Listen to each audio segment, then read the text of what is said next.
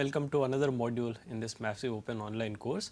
So, in this module let us start looking at the Fourier transform. The Fourier transform, remember we are looking at the spectra of signals and we said the spectra can be of two types. One is the discrete Fourier series which is for a periodic signal, and the other one is the Fourier transform which is defined for an aperiodic continuous time signal xt. So, let us start looking at the Fourier transform.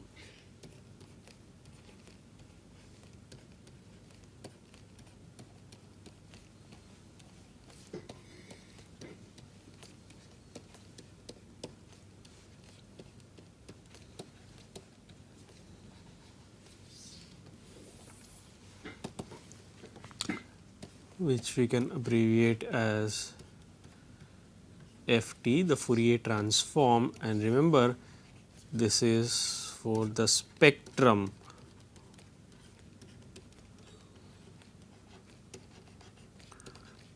of an aperiodic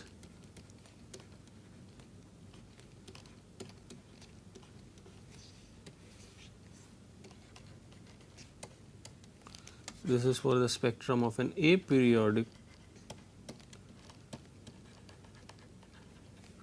continuous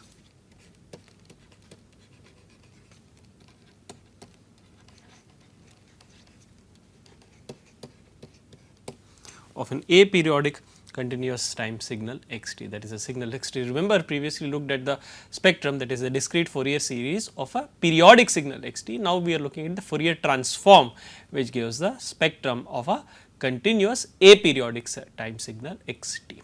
Alright. So, let us consider a signal xt, then its Fourier transform xf. Alright. So, xf which is the Fourier transform of xt, this is given as the integral. So, let us start by writing consider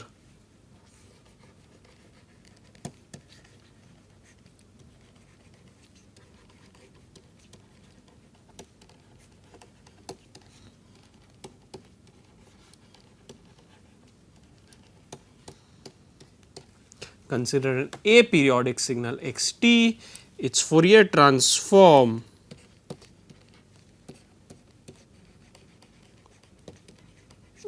or its Fourier transform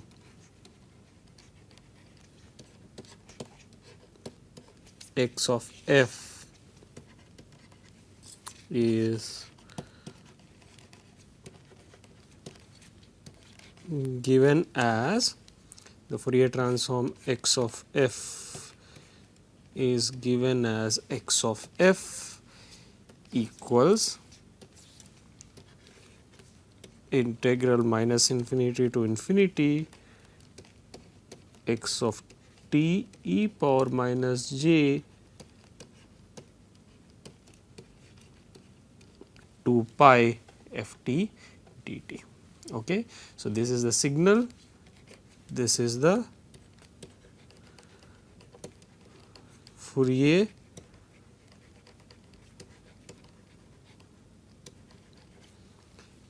f is the frequency,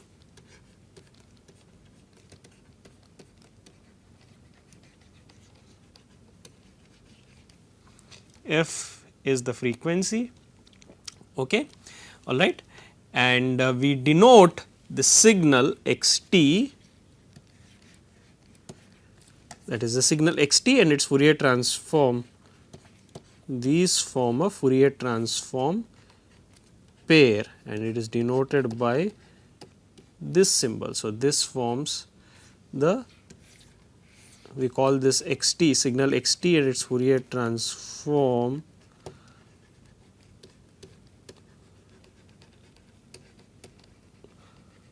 as a Fourier transform pair, that is the signal xt and the signal x capital xf as the Fourier transform pair. Remember the signal xt is in the time domain, capital xf is in the frequency domain, these are two totally different domains. Alright. So, the signal xt, let us also note that the signal xt, this is in the time domain and this is in the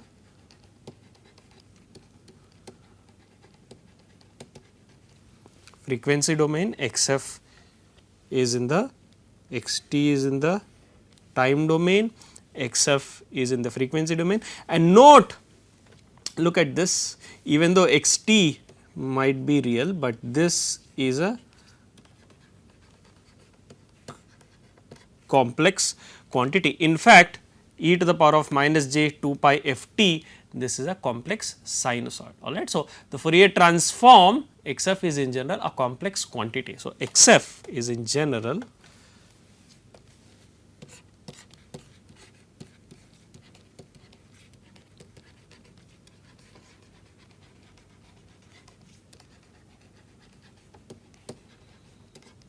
complex, alright, and therefore, we have two components of xf, one is the magnitude. So, I have the magnitude, this denotes the magnitude spectrum, then we have the angle, that is the phase of xf, which denotes the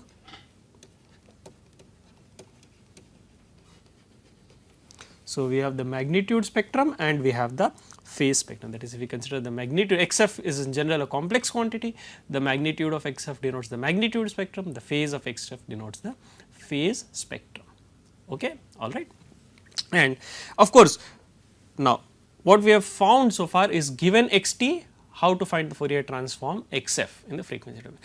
Of course, we are also interested in the inverse problem, that is, given xf, how to find the, given the Fourier transform capital Xf, how to find the corresponding time domain signal, and this is given through the corresponding inverse Fourier transform. So, what we have shown is, given xt, how to find xf, and now what we are interested in, given xf, what is the corresponding time domain signal xt, and we are saying this is given by the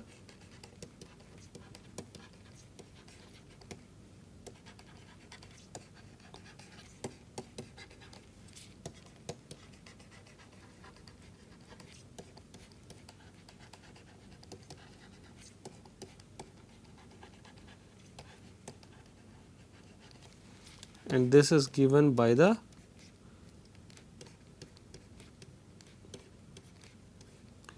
inverse Fourier transform, the IFT. The inverse Fourier transform can be defined as follows, that is, the x signal xt corresponding to xf is given as integral minus infinity to infinity xf e to the power of j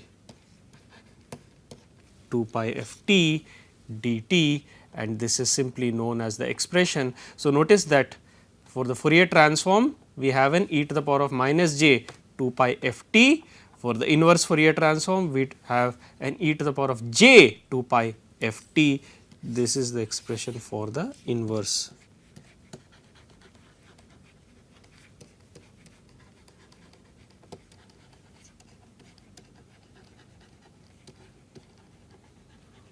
This is the expression for the inverse Fourier transform.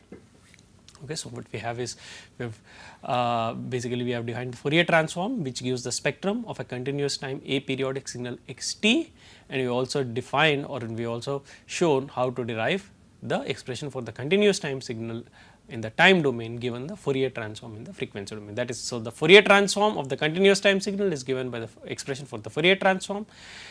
The time domain signal from the Fourier transform, that is capital Xf, is given by the inverse Fourier transform. All right. So, let us now do a simple example to compute the Fourier transform. Okay. So, let us now do a simple example to compute the Fourier transform. Okay. Consider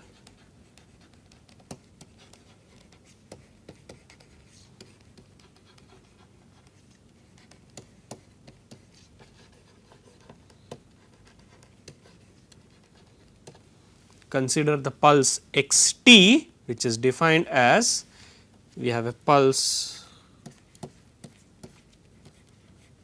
x t which is defined as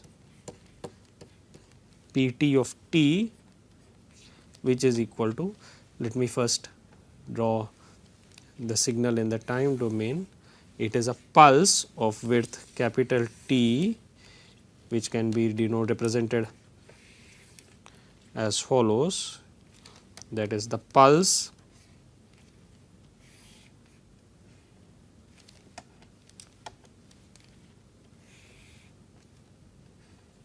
of height unity from minus t by 2 to t by 2. So, the width of the pulse is capital T. So, basically, and this is outside of this window of size t, this is 0. So, this pulse p sub t of t is 1 for magnitude of t less than or equal to t by 2, that is t lying between minus t by 2 to capital T by 2, and 0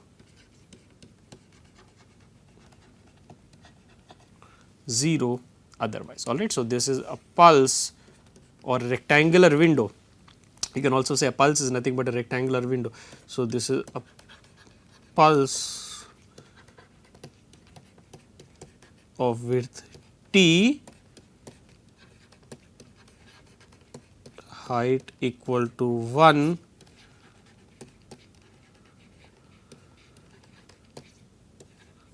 centered at, alright. So, this is centered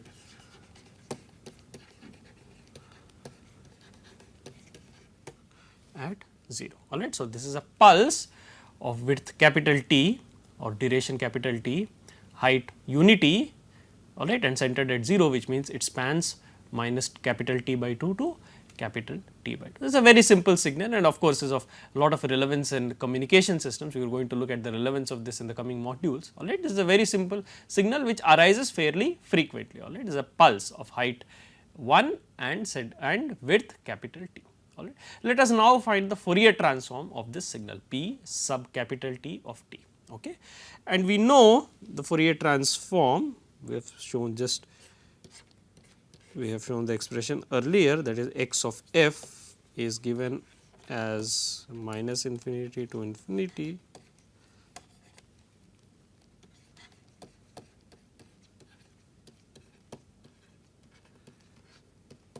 x of t e to the power of minus j 2 pi f t dt, and x of t is non-zero only from minus t by 2 to t by 2, in which it is 1.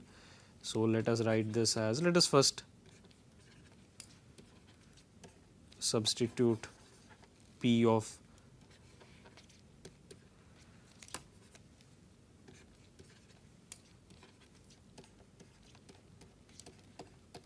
p sub t of t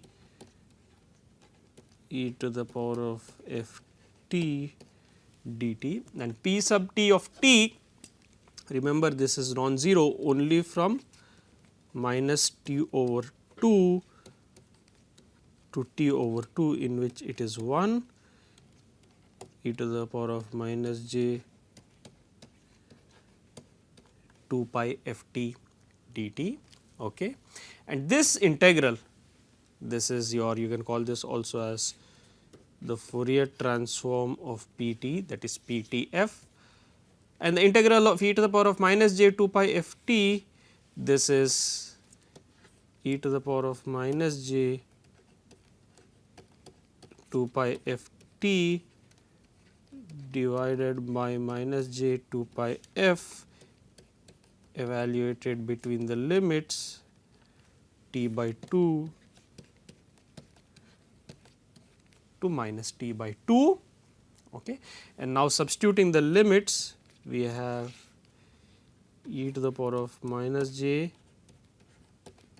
pi f t by 2 minus e to the power of j pi f t by 2 by minus j 2 pi f and this is equal to, now e to the power of minus j, e to the power of minus j 2 pi f t by 2 minus e to the power of j 2 pi f t by 2. This is basically minus 2 j sin 2 pi f t by 2.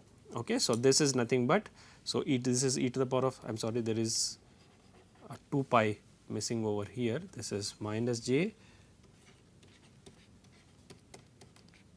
2 pi f t by 2. So, this will be minus 2 j sin 2 pi f t by 2 by minus j minus j 2 pi f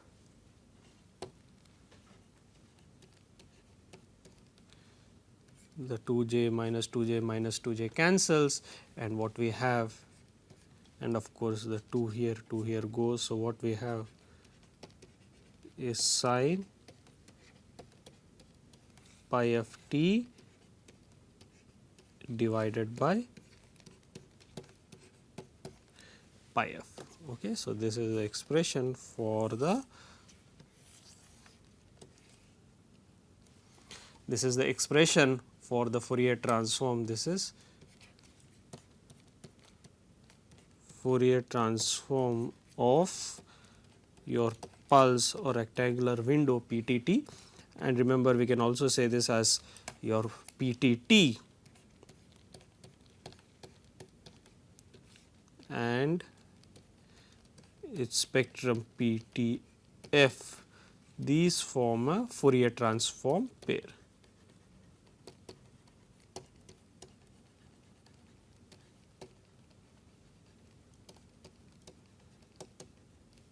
These form a Fourier transform pair.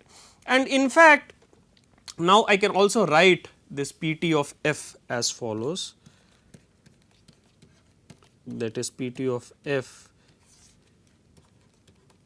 which is sin pi f t by pi f. I can multiply in the denominator by capital T, numerator by capital T, and I can now write this as I can now write this as T Sinc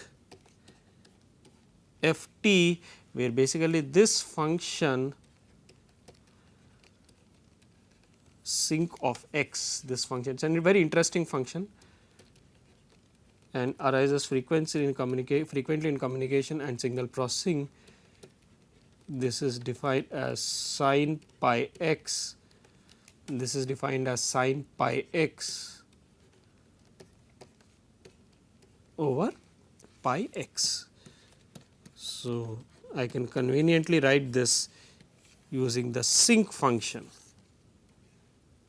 This is colloquially, this is simply called the Sinc function. I can write this as capital T times Sinc f capital T, alright, where capital T is the duration of the pulse. Sinc denotes the Sinc function, where Sinc of x is sin of pi x divided by pi x. Okay. So, this is simply known as the Sinc, and it is useful to know the definition of this function, because we are interested, we will frequently keep referring to this function, which is a Sinc function, that is sin pi x by pi x. Therefore, it is useful to know the definition of this function.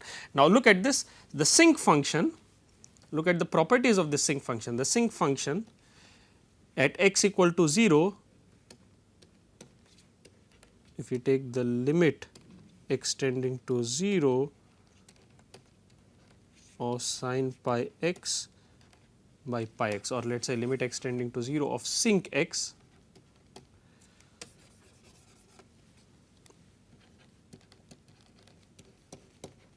Sinc of 0 is defined as the limit extending to 0 of Sinc of x, which is equal to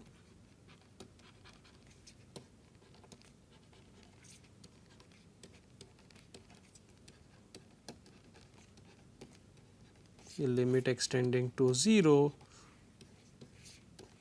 of sin pi x by pi x, and this is equal to 1. So, people simply say that a sinc of 0 is simply set as equal to 1. So, sinc of x at x equal to 0 is simply set as 1, because although it is not defined, strictly speaking it is not defined at 0, because sin x by x at x equal to 0 is undefined. So, we consider the limit as x tending to 0, and therefore, the sinc of x at x tends to 0 as sinc of 0 is basically 1. And further notice that sinc of x, which is sin pi x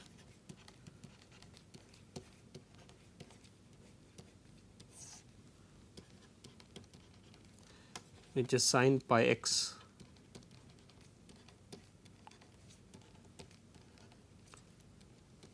equal to 0 if sin pi x equal to 0 implies pi x equals any multiple of k times pi implies x equal to any integer k other than k not equal to 0. So, sinc x at x equal to 0. So, at x equal to 0 we have sinc of 0 equal to 1, except that at all other integers x equal to k, sinc of k would be sin of k pi divided by k pi, but sin of k pi for any integer k is 0. So, this is 0. So, for all integers k not 0, the sinc of x, that is sinc k for k any integer is 0. Okay. So, therefore, now look at this, we have our function pt of f. Now, let us go back using these properties. Your pt of f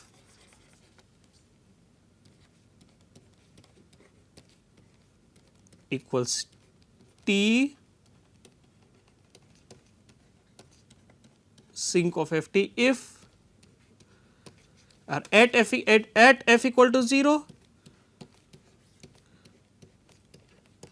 this becomes t times sinc of 0, this is equal to t. At f equal to any k over t, we have t sinc f times k over t equals t sinc k equals 0. So, at f equal to 0, the frequency response t sinc f capital T is equal to capital T. At any other f such that f equals k over t, that is multiples k of the inverse duration, that is k over t, where t is the duration of the window. At all multiples k, at all k over t, where k is any integer other than 0, the frequency response is 0. And if you can look at this, let us go back and look at this.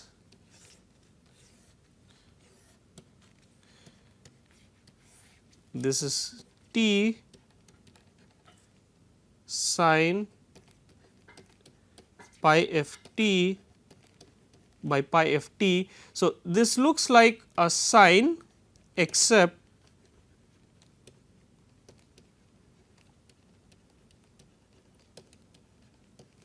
so this looks like sin x, except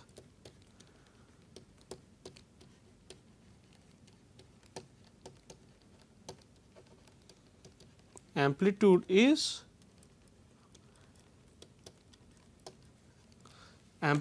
constantly decreasing due to this factor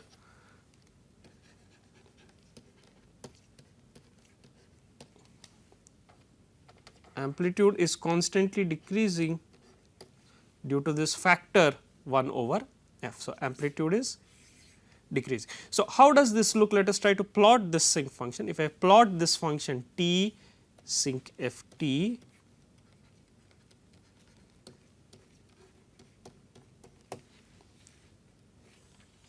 in the frequency domain, this function looks as, this is the frequency axis, this is the amplitude, and I will have at f equal to 0, this is t, and then it will have an amplitude that is continuously decreasing.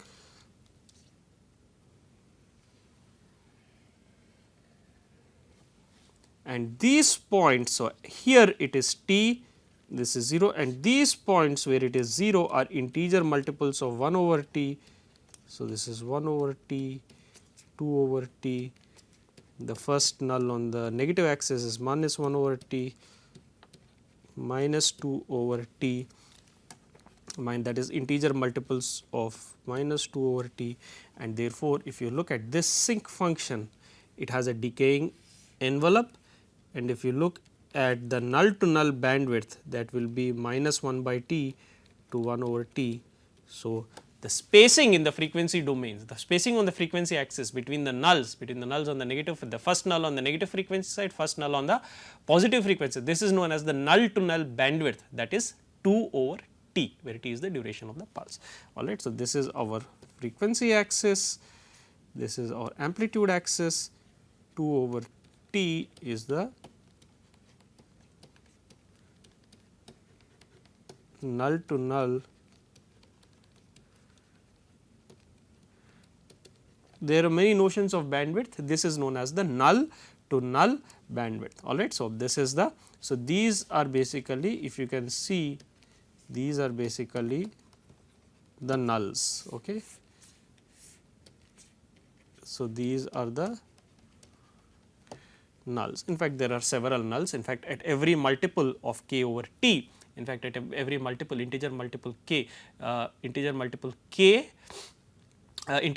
of 1 over t, that is k over t, this is 0, except when k is equal to 0. At k equal, at f is equal to 0, this is, as we already seen, this is capital T. Alright. So, this is t sinc f t, and this is, so we can say our pulse p t of t, and we have now its Fourier transform pair, which is t sinc f of t. Alright. And this sinc function has very significant, has a lot of applications in communications, and is very fundamental, is of fundamental importance in communications. Alright. So, this is basically, this is given by the sinc function, the Fourier transform of the pulse is given by the sinc function. Alright. So, in this module what we have done is basically we have defined the Fourier transform of a continuous time aperiodic signal, the inverse Fourier transform of, that is given the Fourier transform, how to derive the time domain signal, and also illustrated the computation of the Fourier transform,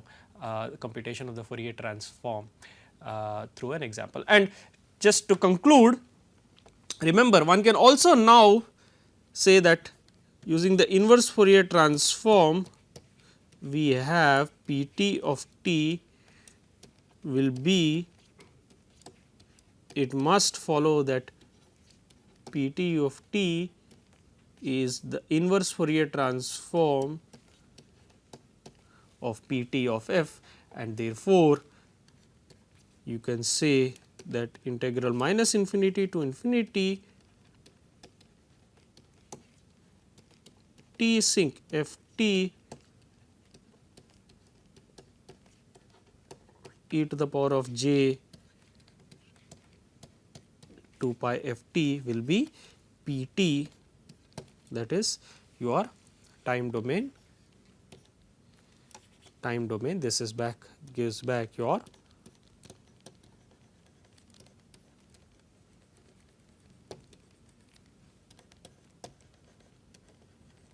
so this must give back the time domain pulse. Alright. So, if you take the Fourier transform p t of f in the frequency domain, compute its inverse Fourier transform, you must get back the time domain pulse. Alright. So, we will stop this module here and look at other aspects in the subsequent modules. Thank you.